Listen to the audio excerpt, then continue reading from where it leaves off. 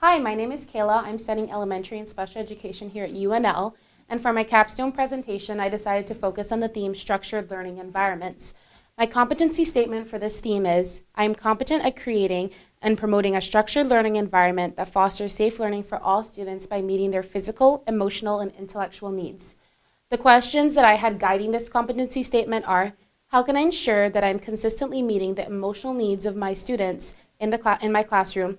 What are the multiple ways in which I can address students' physical and intellectual needs? For my first piece of evidence, I decided to reflect on TAC 308, which was my math block at Roper Elementary in a first grade classroom. And I focused on my peer observation sheet.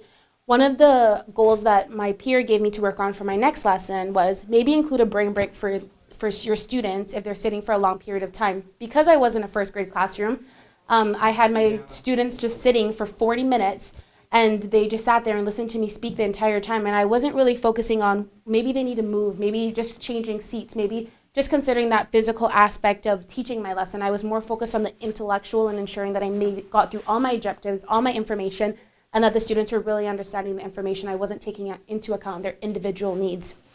As you can tell in my lesson here, this is my very first lesson from math block. I showed a clear understanding of how to gear up information. So I also explained how I would identify the students that needed information geared up, the questions I would ask those students. Then I focused on the students that needed information geared down. How would I identify the students that needed information geared down and the questions that would help support their learning. So I showed a clear understanding of students' intellectual needs, but I was still missing their physical and emotional needs. As I came to my second piece of evidence, I focused on TAC 380, which is health and wellness.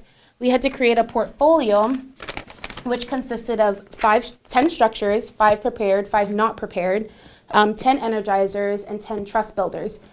As you can see, that these examples clearly demonstrate the physical needs of students by energizers, the emotional needs of students through the trust builders, and then the intellectual needs through the structured pieces of evidence that I have. So an example of this is I pulled letter lollipops, which was one of my lessons that I created for the structure. So to meet the intellectual needs of students again, I had the letter B, a capital and a lowercase. The students would get into alphabetical order, and the students would then say their letter and the sound their letter makes, and then a word that matches that letter. Well, as I reflected on this, I noticed that students would not sit and listen to every single letter in the alphabet and identify the letter and the sound and an image that relates to that letter. So I tried to make sure that as I reflected on this, that it was great that I created this portfolio, but there were still dimensions that I was missing because it was never implemented in the classroom. I showed that I had a clear understanding of how to plan activities, but some of these didn't apply and it would not work in a general education classroom or even in a special education classroom. So for my energizer, I created an activity called My Bonnie, and it's based off the song My Bonnie. So every time the students heard that B sound, they would stand up and they would sit down. And this was very exciting. It got the students to release a lot of energy and just have a moment to be silly and goofy. And they loved the race of if I sang the song slower, they would move a lot slower. If I sang the song really fast, they would move very fast. And it was just a way to get the students excited and get them to refocus on what we were doing again. And then for my trust building activity, I had an activity called Take What You Need, and it was based on a toilet paper roll. And I would pull 3 pieces of the toilet paper and I would pass it to students in the circle, and I would simply tell them, take what you need, without explaining the purpose of the activity. Well, the students would pull a piece of the toilet paper, and it's their choosing of how many pieces. By the time the toilet paper roll got to me, I would explain the purpose of my the 3 squares that I pull. So I would say 3 things about myself, and it could be as deep or as surface as you want it to be. So my 3 pieces would be, my name's Kayla Ramos, I'm from the Cayman Islands, and I have a dog. So as I said before, it met their emotional needs, and students were able to say as much or as little information as they wanted to about themselves. Again, the problem with this is that I never ever implemented these into a classroom. So it was not very engaging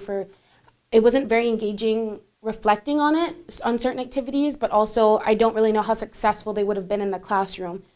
So which brings me to my third piece of evidence. And this piece of evidence, I created a Connect 4 board for students, and it met the students' physical needs because the students were standing during this entire activity, and which gave them easier access to their peers, helped them collaborate more, and you could tell students were just excited to be up and out of their seats.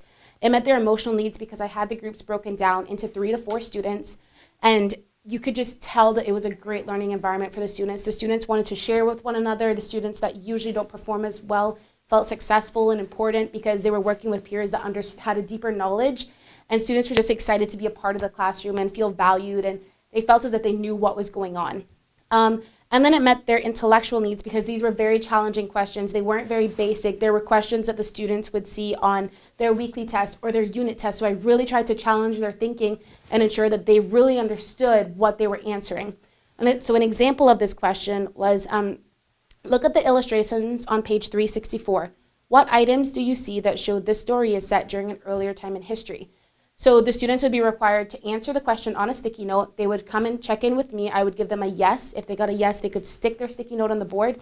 If they got a try again, they would have to return to their seats, talk to their peers, and come up with the correct answer with a little bit of guidance from myself. So you could tell that students that usually didn't feel as successful felt more successful, and they felt valued in the classroom, and it in turn made me super excited and made them excited to be a part of the classroom. For my last piece of evidence, I reflected on the book Teaching with Love and Logic by Jim Fay. And I selected this piece of evidence because it really guided my understanding and my teaching during my student teaching experience. This year I was in a 5th grade classroom at West Lincoln, and I had students with a lot of emotional needs, students that had things going on at home that I could not imagine myself going through, and I had to be there for them emotionally. And this book really helped me understand how to look at the person as an individual, and it really guided my relationship building with my students. I tried to focus a lot on every day my students came into the classroom, I would shake their hands, and they would give me on a scale of 1 to 5 how they were feeling, with 5 feeling not so great and a 1 feeling fantastic.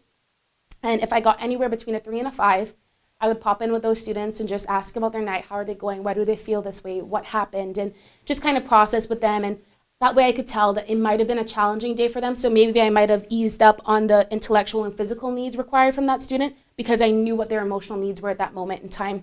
So I also noticed that when student teaching, this book really gives a lot of guidance on how to help students make choices in the classroom and providing students with choices.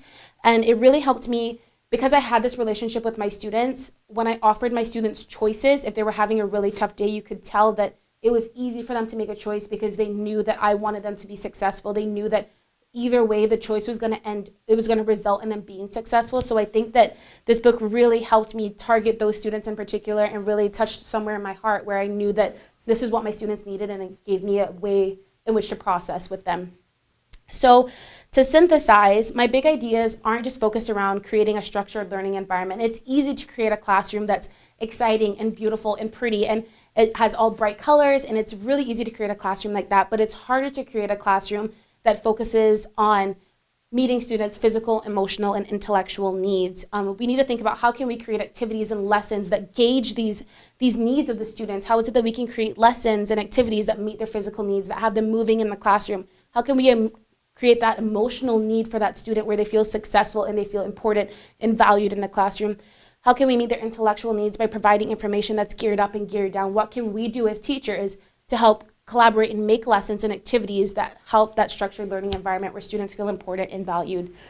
So how do these ideas come together? Well, they come together by getting students involved. When we provide consistency for students, especially students in Title I schools, providing this consistency, students will feel safe, important, and valued, and that's what we want for our students. We want them to understand that our classroom is a safe place where they can share, ask questions, have counter arguments, and understand that those counter arguments aren't trying to prove the other student wrong, but to challenge a deeper understanding of the information. And when students can do this, they can definitely deepen that intellectual.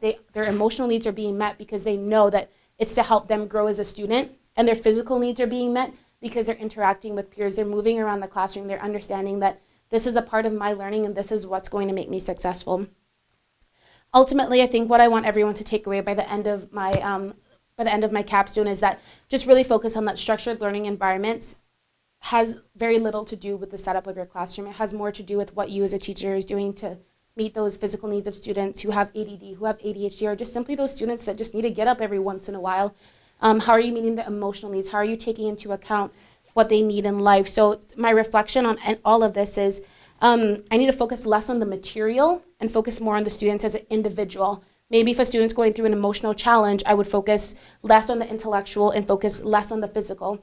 And I think that as I continue my education here at UNL, doing my master's in behavior management, I think that emotional needs is still a weakness of mine, and I think I can make a lot of growth, and I'm hoping that through this degree, it'll really help strengthen my understanding of students' emotional needs and what they need from me and what they need from my classroom. And because emotional needs is a basis of a lot of problems in the classroom, a lot of the times where students are struggling with behavior or emotional problems, very often they're asked to leave the classroom, which means that they're now missing out on the intellectual needs and the physical needs that they need in the classroom. So I'm hoping that with this degree that I'll be able to help strengthen students' behavior needs and emotional needs, to have them be active participants in the classroom and to ensure that they're constantly incorporated and that they feel successful in the classroom. So I just really want to strengthen my understanding, and I think that through this master's program I'll be able to return and be a stronger teacher in all these domains. Thank you.